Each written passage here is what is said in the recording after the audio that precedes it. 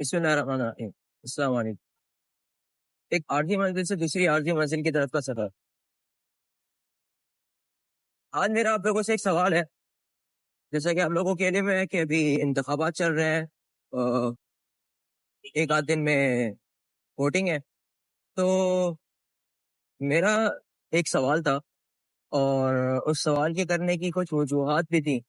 تو پہلے میں کوشش کروں گا کہ وجوہات آپ کے سامنے رکھوں، پھر اس کے بعد سوال بھی۔ پہلی وجہ سوال کی یہ ہے کہ اللہ رب العزت نے ہمیں شعور بنایا اور ہمیں عقل سلیم عطا فرمائی ہے۔ پھر اس کے بعد اگر ہم اس جمہوری حکومت کے اندر ہیں، جسے ہم ڈیموکریٹک سسٹم بولتے ہیں، تو اس میں ہر ایک چیز کے اصول اور ضوابط اللہ رب العزت نے اور رسول اللہ صلی اللہ علیہ وسلم نے قرآن و حدیث سے بیان فرمائے۔ تو اس کے متعلق بھی جسے ہم ووٹنگ کہتے ہیں ڈیموکریٹک سسٹم کے اندر، اس کے لیے بھی آپ صلی اللہ علیہ وسلم نے کچھ نہ کچھ احکامات لازم ارشاد فرمائے ہوں گے۔ اللہ تعالیٰ کی طرف سے کچھ نہ کچھ آپ صلی اللہ علیہ وسلم پر وحی اتری ہوگی، یا ان کے دل میں اللہ نے کوئی بات ڈالی ہوگی جس کو انہوں نے بیان فرمایا۔ اب ان باتوں میں سے ایک بات کچھ اس طریقے سے ہے کہ اہل ایمان کا حق ہے ساتھ دینا، حق والوں کا ساتھ دینا۔ اب اگر کچھ ایسی بات ہے کہ حق والوں کا ہمیں ساتھ دینا چاہیے تو ہمیں ووٹ بھی انہیں کو کرنا چاہیے۔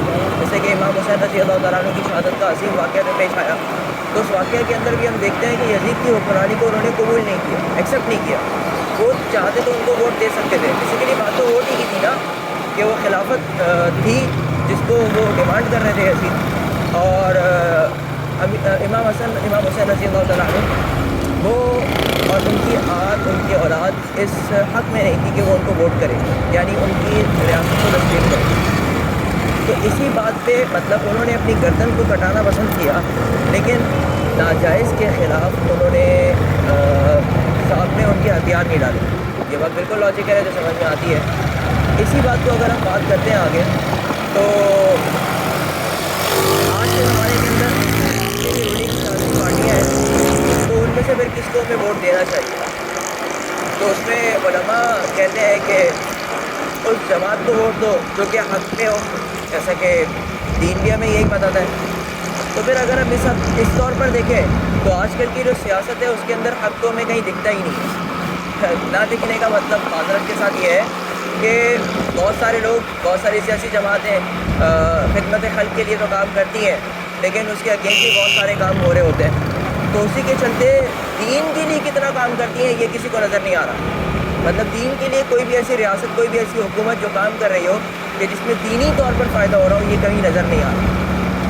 تو ہاں، اگر گراؤنڈ لیول پر اگر کہیں کام ہو رہے ہیں تو وہ عوام کے سامنے نہ آنے کی وجہ سے ان تک پہنچ نہیں رہے، ان کو پتہ ہی نہیں ہے کہ ہمارے حکمران جو ہے وہ دین کے لیے کیا خدمات پیش کر رہے ہیں۔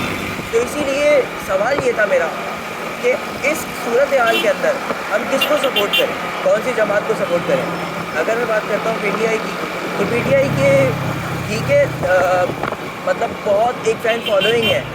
کیا وہ فین فالوئنگ ان کی دینی خدمات کی وجہ سے ہے؟ میرا آپ سے سوال ہے۔ اگر ہاں تو پھر ٹھیک ہے، آپ ان کو ووٹ کریں۔ لیکن اگر کوئی سپورٹر ہے نون لیگ کا، تو کیا، میرا پھر وہی سوال ہے کہ ان کے سپورٹر اسی وجہ سے ہے کہ وہ دین کی خدمات کر رہے ہیں، دین کے لیے بھی، دین کے معاملات کو فرنٹ پہ رکھتے ہیں اور دنیاوی معاملات کو بعد میں رکھتے ہیں، تو پھر ٹھیک ہے، آپ ان کو سپورٹ کریں۔ اسی طریقے سے باقی جتنی بھی، چاہے جماعت اسلامی ہو، جماعت اسلامی کی بھی اگر میں بات کرتا ہوں، تو اگر ان کا سب سے پہلے جو ان کی پرائورٹی ہے وہ اگر دین ہے تو میں ان کو سپورٹ کرتا ہوں، کہتا ہوں ہاں ٹھیک ہے، پھر وہ ٹھیک ہے، پھر آپ ان کو ووٹ کریں۔ لیکن اگر وہ بھی دین کو پرائورٹی کے طور پر نہیں رکھتے بلکہ دین کو بعد میں رکھتے ہیں یا as a card game use کرتے ہیں، تو پھر ہم ان کو بھی سپورٹ نہیں کر سکتے۔ پھر میرا سوال یہ آئے گا جو اہل علم لوگوں سے ہے، یہ تو میرا عام عوام الناس سے سوالات تھے، لیکن میرے اہل علم لوگوں سے سوال ہے کہ اگر ہمیں ان تمام سیاسی پارٹیوں میں سے کوئی بھی ایسی پارٹی نہیں دکھتی جو کہ دین کے لیے، دین کو پرائورٹی کے طور پر رکھتی ہو، تو پھر ہمیں کیا کرنا چاہیے، پھر ہمیں کسے ووٹ کرنا چاہیے؟ یہ میرا اہل علم لوگوں سے سوال ہے۔ امید ہے اس کو پازیٹیو لیں گے آپ اور اس سے مجھے پازیٹیو رسپانس ملے گا، کیونکہ یہاں پر رہنمائی چاہیے بیسیکلی، یہاں پر کسی کے خلاف نہیں جانا اور نہ ہی کسی کے خلاف بات کرنی ہے۔ وآخر دعوانا الحمدللہ رب العالمین۔